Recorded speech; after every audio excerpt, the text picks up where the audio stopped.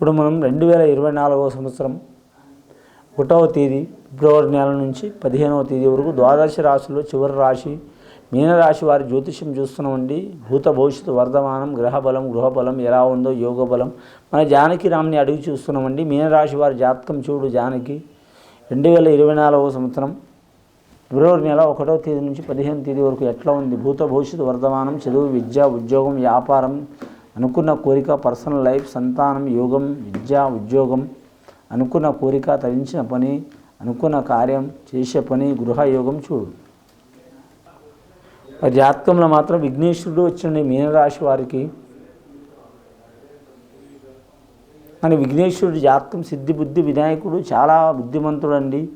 ఆయన జాతకంలో చూడాలంటే మాత్రం చాలా వరకు లక్ష్మీకారకుడు, ఏకదంతుడు, వచనకారకుడు, దేవతలకి అధిపతి అయిన వినాయకుడు నాయకుడు. ఆయన జాతకంలో చూడాలంటే మాత్రం ముఖ్యంగా మీనరాశి వారి జాతకంలో మాత్రం విఘ్నాలు చాలా ఉన్నాయండి. జాగ్రత్త ఉండాలి. ఆ విఘ్నాలు తొలగిపోవాలంటే విఘ్నేశ్వరుని ఆరాధన చేయాలి. మంగళవారం రోజు చేస్తే చాలా వరకు శుభ ఫలితాలు కలుగుతాయి. వీలైతే మాత్రం చేత అయిన వాళ్ళు మాత్రం గణపతి హోమం చేపించడం చాలా మంచిది. ఉన్నవారు కానీ కావచ్చు, లేనివారు కావచ్చు, సెలబ్రిటీలు కావచ్చు, రాజకీయ నాయకులు కావచ్చు, చేస్తే చాలా మంచిది. చేత కాని వారు మాత్రం విఘ్నేశ్వరుడికి మాత్రం అష్టోత్తరారణ చేయడం చాలా వరకు మంచిది. వారి పేరు మీద 28 నామాలు ఉంటాయండి. చాలా వరకు చదవటం మంచిది. మంగళవారం కలిసి వచ్చే అవకాశం ఉంది. అలాగే గురువారం, అలాగే వారి పేరు మీద చూడాలంటే మాత్రం శుక్రవారం కూడా కలిసి వచ్చే అవకాశం ఉంది. రేవతి నక్షత్రం వారికి అదృష్ట యోగ బలం ఉంది.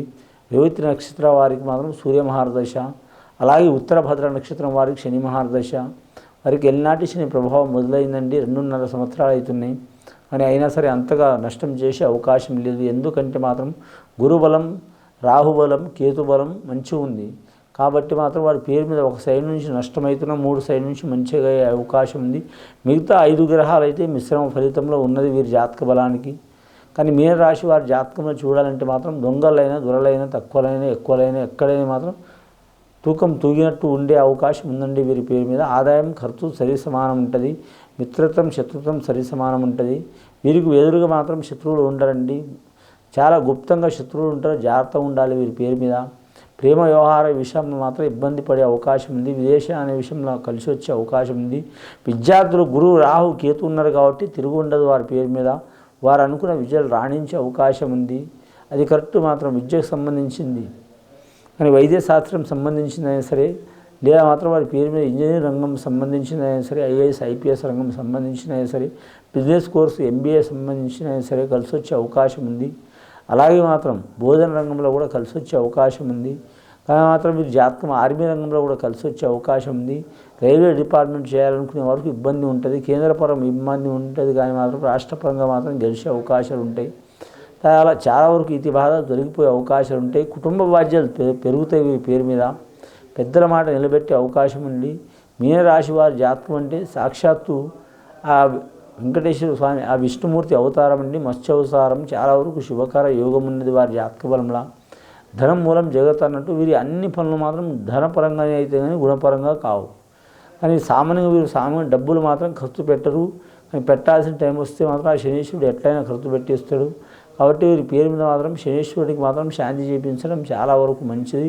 లేకుంటే ఆంజనేయ స్వామి ఆరాధన, నవగ్రహాల పూజ చేయటం, అంతగానం చేత కాకుంటే లాస్ట్కి మాత్రం నల్లని గుడ్డ, నల్లని మేకులు, నల్లని బూడిద, ఇంకోటి వీరి జాతకంలో తీసుకొని మాత్రం కరెక్ట్ మాత్రం కాలువలో విసర్జించాలండి. వీరి మీద ఉన్న దైత్యం వెళ్ళిపోయే అవకాశం ఉంది. వీరి జాతకంలో వివాహం మాత్రం ఇష్ట ప్రకారం జరిగే అవకాశం ఉంది.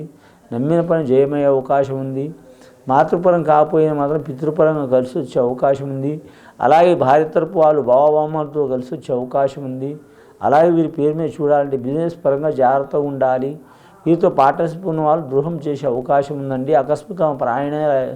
ఆకస్మికంగా ప్రయాణాలు వెళ్ళే అవకాశం ఉంది. కానీ మాత్రం ఆకస్మికంగా ప్రయాణాలు వెళ్ళవద్దు. వెళ్తే పర్వాలేదు కానీ ఎనీ టైం వెళ్ళవద్దు. ప్రతి టైం మనది కాదు. అమావాస్య పౌర్ణమి టైంలో లేదా 9 రోజులకు ఒకసారి వెళ్ళవద్దండి. మంచిది కాదు. నిషిద్ధి వేళలో వెళ్ళవద్దు. నిషిద్ధి వేళ అంటే 12 నుంచి 1 గంట లోపల ప్రయాణం చేయవద్దు. అలాగే వీరి పేరు మీద చూడాలంటే లక్కీ నెంబర్ 3 వస్తుందండి.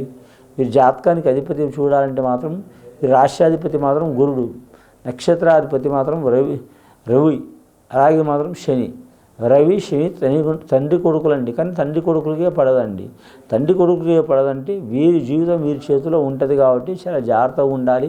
వారు తీసుకునే నిర్ణయాలే వీరికి మాత్రం మంచి ఫలితాలు కలిగే అవకాశాలు ఉన్నాయండి. ఖచ్చితంగా మాత్రం అంతర్దశ శని ఉన్న వాళ్ళు కావచ్చు, మహాదశ శని ఉన్న వాళ్ళు కావచ్చు, చతుర్దశ శని ఉన్న వాళ్ళు కావచ్చు, ఎల్లాంటి శని ఉన్న వాళ్ళు కావచ్చు, అష్టమ శని ఉన్న వాళ్ళు కావచ్చు, కరెక్ట్ మాత్రం ఆంజనేయ స్వామి పూజ చేయటం కానీ, శనీశ్వరుని పూజ చేయటం కానీ, రావుకేతువుల్ని పూజ చేయటం కానీ, శ్రీకాళహస్తికి వెళ్ళి లేదా శని సింగణపూర్కి వెళ్ళి మాత్రం అక్కడ పూజ చేయడం కానీ, లేదా మందపల్లి అనే గ్రామంలో శనీశ్వరుని పూజ చేయించడం కానీ చాలా వరకు మంచిది. లేదా మాకు దైవ నమ్మకం లేదనుకుంటే మాత్రం పేదలకు, బీదలకు, సాధలకు, వికలాంగులకు, అనాథలకు వీరు అన్నదానం, వస్త్రదానం చేస్తే కూడా చాలా వరకు మంచి ఫలితాలు కలిసి వచ్చే అవకాశం ఉన్నది. వీరి జాతకంలో చూడాలంటే మాత్రం కపటం ఉండదు, సూటి మాట ఉండదు, ఎక్కువ మాట్లాడరు. కానీ మాత్రం వీరి జాతకం మౌనముని లెక్క ఉండే అవకాశం ఉంది. వీరి పేరు మీద అంశబలం మంచిగా ఉంటుంది. వీరి జాతకంలో చూడాలంటే మాత్రం చేయి లక్ష్మీ గుణం ఉంటుంది, తెలివి అధికం ఉంటుంది. కంప్యూటర్ రంగం వారికి కలిసి వచ్చే అవకాశం ఉంటుందండి. షేర్ మార్కెట్ రంగం వారికి ఇబ్బందులు వచ్చే అవకాశం ఉంటుంది. అలాగే దేశచారం చేయాలి అనుకునే వారికి ఇబ్బంది ఉంటుంది. కళాకారులకు కలిసి వచ్చే అవకాశం ఉంటుంది. క్రీడాకారులకు గాయాలయ్యే అవకాశం ఉంటుంది. అలాగే మాత్రం ప్రేమ వ్యవహారంలో మాత్రం ప్రియుడు కానీ ప్రియురాలతో మోసపోయే అవకాశం ఉంటుంది. జాగ్రత్తగా ఉండాలి.